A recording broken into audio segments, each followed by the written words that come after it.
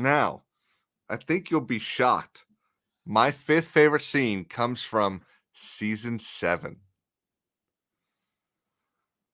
The North remembers. And it's when Arya Stark takes revenge on the Freys and kills all of them. Yeah. Now, obviously, it's paired with the ending to season 6, where Arya kills Walder Frey. And I think it's just such a delicious scene. It's weird to say that, but there's a moment, a lot of people have been watching this show longer than I have. I got in season 7, right after the 4th episode. Well, right before the 4th episode, actually. I started watching it about 3 o'clock Eastern on the day that the 4th episode of season 7 came out. And I was caught up and ready by the time the next episode came out. So I spent, 2.5 days just embroiled in anger that Robb Stark died. Considering more people spent, years, that probably had more payoff for them. But I've always loved that moment.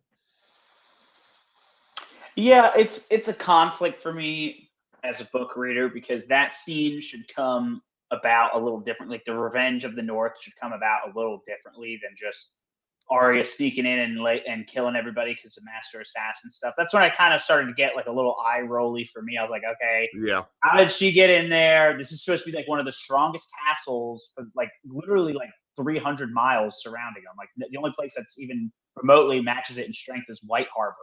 So River Run is a Frey holding. So it's like it would have been nice to get a little conclusion there, like if Arya could have freed her mother's ancestral home. Um, I don't know, and it was also one of those things where it's like representative of if she can do this, why can't she just go in and sneak in and kill Cersei? Like, what is going on? Like, so it was one of those things that demonstrated like a really high power level to me. But Yeah.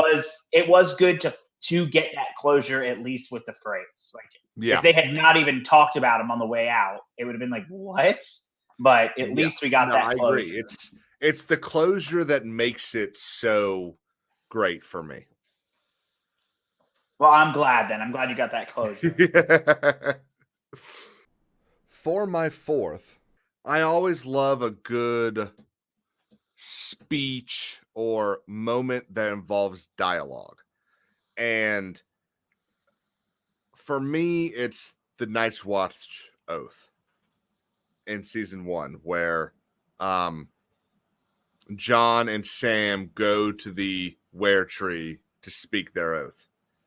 And it kind of starts earlier when they're announcing everyone's roles, and Sam says, I want to go with Jon. And Lord Mormont said, or Lord Commander Mormont says, does House Tarly keep the old gods? No, but the new gods have never done much for me, so maybe the old will. And there's a recognition there of this bond that Jon and Sam have forged. And it's always just spoken to. Plus, the oath I love the oath. It's just such a cool little thing that George added. Yeah, I love the Night's Watch oath too, and Night gathers, and now my watch begins. It shall not end until my death. I shall take no wife, hold no lands, father no children. I shall wear no crowns and win no glory. I shall live and die at my post. I am the sword in the darkness. I am the watcher on the walls. I am the fire that burns against the cold, the light that brings the dawn, the horn that wakes the sleepers, the shield that guards the realms of men. I pledge my life and honor to the Night's Watch for this night and all nights to come. My third favorite scene is the Red Wedding. And what's so funny is, I've said this before. I did not watch, I actually said before in this video, I didn't watch Game of Thrones until the 7th season. So there were small things that were ruined for me. One of them was the name, The Red Wedding. So I had watched a TV show on TBS years earlier called Men at Work. And in it, the pretty boy wants his boss to like him. And his nerdy friend basically says, well, he really likes Game of Thrones. And so Tyler, the pretty boy, starts watching the show, but only spends like 2 hours watching the previously on section of each episode. And so he's sitting in the office and goes, man, I'm like a Lannister. I always pay my debts. And the guy goes, what? Oh, you watch Game of Thrones? Game of Thrones, GOT, you know me. And I can't believe I said that. That was so dumb. And so the boss is testing him. And he says something like, what'd you think of the Red Wedding? Oh, it's beautiful. What do you mean? It's a bloodbath. And so I didn't know what the Red Wedding was. Later, I'm sitting there scrolling through Facebook, and I catch the video of the Purple Wedding, and I just assumed they were one and the same. And so, season 3, episode 9 comes up. Oh, geez, you just had no idea. And I've never been more rocked, more just devastated. I mean, it was just like watching the Frey cut Tilza, cut her baby, and then watching Robb be betrayed by his own Bannerman. Oh, yeah, devastating. Ruthless, man. Yeah, it's tough. I'm a little stunned at your comparison, but I mean, it's a heavy stuff. So. Oh. No, I mean, it's it's incredible how things like this can impact us. Yeah. So I remember too, man. I remember I was like, I started watching it in season 2, or like I bought in the first 2 seasons at a garage sale. Like it was like, season 1 and 2. So I watched them, and I was like, all right, cool. Like I'm getting ready for season 3 to like air. And as I was reading, I was like, oh, I can't really get them now. So I started reading the books. Then my brother had been reading them, and I got to the Red Wedding in the books, and it's a little bit. It's a little different. Like it's ruthless. Yeah, and it's a little vague. Yeah, it's a little bit more vague, but it's like you do think Arya like gets killed. Like that's part of like the thing. You think that they're all dead, and then when Arya wakes up, you're like, oh, at least I have Arya. Whereas in the show, you kind of knew that the Hound was protecting her. Like she kind of was under whereas in the show, you think that like the Hound is in on the betrayal and is gonna like turn in Arya. Or in the book, and there's also like the wife doesn't get killed, so exactly, but a lot more of Pete. Like you get a lot more of the gravitas of like how many soldiers get killed. Like it's not just like a room full of lords. The tents, they had that's the purpose of the tents were they were all soaked in fuel, and they were dropped and burned, and they burned thousands of Northmen alive. Nice. But all right, number 2 for you. Ned sits the Iron Throne. I love that because it really is not the culmination. It is the spark of everything. Not Catelyn kidnapping Tyrion. That's not the spark. That all would have played out relatively easily. It's what's his name? It's the Mountain destroying the Riverlands, and Ned Stark, Warden of the North, Hand of the King, declaring the right hand of the most powerful man in Westeros, an outlaw, removing his titles and saying, Tywin Lannister is summoned to court. If you do not arrive within a fortnight, 2 weeks, you will be branded a traitor. I mean, some stark justice. Like that's like what he would do in the North.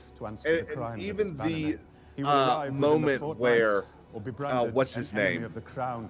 The Maester, the Grand Maester, looks at him and goes, "Oh, I don't know if we should do that." And he keeps talking, shuts him down instantly.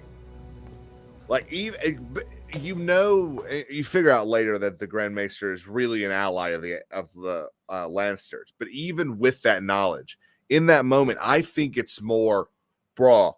This is, I don't think this is a good idea. It's not even me being a Lannister ally. I Ned think is this getting is ready a for bad war. idea. He thinks Robert's going to come back from the hunt, and it's going to be like, dude, we got to go to war. Yeah. I sent out someone to arrest the Mountain under the King's banner, and they attacked them. And Robert would have been like, what? Oh, this would have been, if Robb had returned healthy, everything would have been different. Whatever. But that's the thing, though. It's like pivotal scene of the show. There's so many ifs and buts, and like that's what makes it a good story. It's like if Stannis had been in King's Landing and had just told Ned, and then when like if Renly had stayed, if Ned had taken up Renly on his offer, yep. Like it's just so much stuff where you're like, okay, like the Lannisters had to win. Like that's just kept it in his pants. Right. Well, and then even that's different in the books too, because they thought Bran and Rickon are dead, and that he needed an heir. Yeah, but he decides to make an heir though. He makes Jon his heir. He does. Well, that was after. That's in case Jane doesn't have a kid. Yeah. Yeah, which is something that definitely would have needed, because like people forget that the entire feudal society was about predictability and stability. Like you want to know whose kid was going to be on the throne, so that way you knew what was and wasn't going to change. Like you needed to be able to predict that stuff. Like you needed to know who the heir was, so you need to know if you were going to be war or not. Like people act like it's like some small thing. It's like, oh, whoever. It's like, well, it's a lot. It's pretty important. Like you're talking about a lot of people getting along on unspoken like cultural norms, but my honorable mention is the scene with Arya and Tywin in Harrenhal. Yeah, I specifically left those out. I don't actually care for those scenes. I don't know what it is about it. I just really enjoyed the shit is happening everywhere. And here is the most powerful man in the world talking to the person that would basically fix all the issues because they could use her to trade and they'd finally know where she is and all that.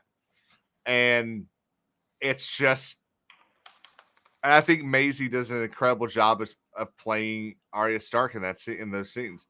So that's my honorable mention. So I'm gonna go ahead and tell you you're wrong. Okay. No, I'm just kidding. Obviously, your opinion. No. Those scenes come up in the fandom a lot. Like people are like, "What are show additions that were good from the books?" People are like, "Oh, the Tywin and Arya scenes," and it's like, with enough time, unfortunately, those scenes haven't aged well because it's cute to see Tywin be like the good, cute grandfather to like this mistrodden girl who we're all pretty sure that he's pretty sure he knows who that is and she knows who that is.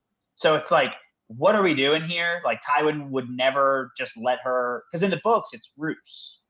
And she knows, and the controversial part is in the books, it's like, why doesn't she reveal herself to Roose? And it's because she always didn't trust the Boltons. Like it's kind of like a Stark thing, like an instinct, just to like not really trust them, It's a flayed man on the thing. And she sees that in Harrenhal they're committing atrocities. Like they're not exactly the good guys coming in and making sure everybody's okay.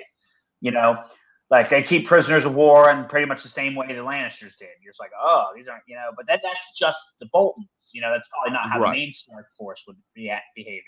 But yeah, it's just one of those things where you're kind of like, would Tywin really be so chill about this? Like, probably he wouldn't just like allow some random Northborn, Highborn. Like, it would be a hostage. Like, it would be like, hey, let's say in a more perfect world, Arya would have had some girls her age go to court with her. So like the Umbers would have sent a daughter with Ned to go down and learn the court stuff and come back to the North and be smart and be a good bride.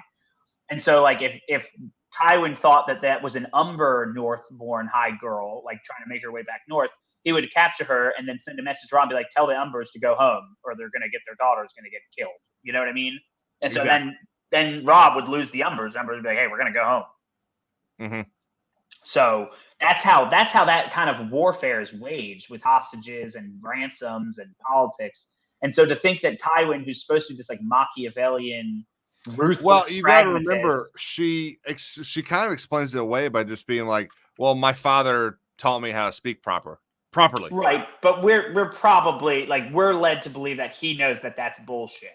That's what makes the scene good, is that he likes her. Yeah, So careful, that's why girl. we're I like, like you. right. That's what makes it good. It's like, why? Like, it's cool. Like, it's out of character for Tywin. That's what makes it unique, because you're like, oh, this is a different side of Tywin. But then, like, the more you think about it, you're like, that really doesn't make sense. Knowing that kind of stuff is what makes people like politically mastermindful. Like, Yeah. you need to know like houses and sigils and locations and lords and heirs, and like knowing that stuff gives you an edge up on your opponent. So like somebody who's like Tywin, who we're led to believe like pretty much is like a political master, would know that Arya was about this age. Right. He would know that if she's missing, so now all of a sudden in my midst, there's a girl who's about the age of the missing Northborn High Girl, who's speaking to me in proper Westerosi common tongue, who reads and writes. Like, like even for nothing else, that would be enough to like capture her and put her like to torture. Be like, who are you? For real. You know what I mean? Like that's what people are like. This is a world where it's like pretty ruthless. So for him to just be Mr. A kind uncle and let her slip by, it's like, what? And then furthermore, if she had just ordered Yakin to kill him, yeah, in the show, that would make more sense, because in the books, she gets Yakin not when he's there, not when Tywin's there. I don't think she even thinks Tywin's an option. Mm-hmm. So, but anyway, my number one scene is the thing that I think really got me into the show. And it takes place in season 2 when Rob and all of his commanders are sitting around a table. And the great John Umba gets up, spits on the ground, and says, "There sits the only man I mean to bend my knee to, the King of the North." And that scene was just so awesome, and everyone played that scene perfectly. Rob's face of like, I don't know what to do here. You had Theon. Really, I hated Theon until that moment, and then I hated him again a season later. But everything, it seems like everything is going perfect in that moment, and you're like, this is gonna work out. And I feel like it was really one of the first times. Obviously, the death of Ned is huge, but I feel like it's really one of the first times that you kind of got you got the bait for the switch later. And I really think it really helped make Game of Thrones for me. yeah, it's a good counter to that scene, because it gives you hope again. You're like, oh, okay, the main character is Rob. Okay. Yeah. And as always, thank you all so much for watching. Please like and subscribe, and follow us on Twitter at King'sAdvisors_.